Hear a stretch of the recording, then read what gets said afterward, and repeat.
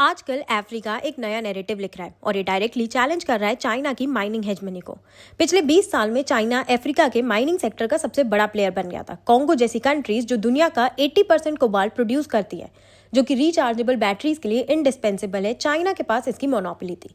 पर अब game change हो रहा है। अफ्रीकन गवर्नमेंट्स और सिविल सोसाइटी अब कह रही हैं कि बस अब और नहीं। चाइनीज कंपनीज ने इंफ्रास्ट्रक्चर और स्किल ट्रांसफर के प्रोमिसेस पूरे नहीं किए और लोकल लोगों को फायदा कम ही मिला।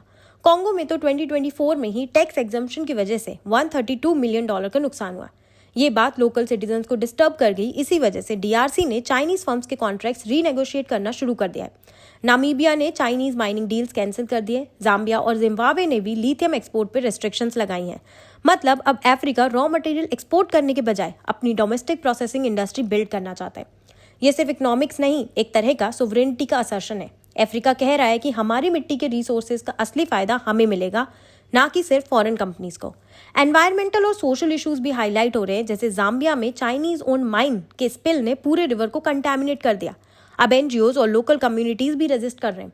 बॉटम लाइन ये है कि अफ्रीका अब अपने नेचुरल रिसोर्सेज के लिए पैसिव पार्टनर नहीं बल्कि एक्टिव स्टेक होल्डर बन रहा है। अगर ये ट्रेंड कंटिन्यू होता है तो अफ्रीका ग्लोबल सप्लाई चेन का सिर्फ रॉ मटेरियल सप्लायर नहीं बल्कि वैल्यू एडेड हब बन सकता है।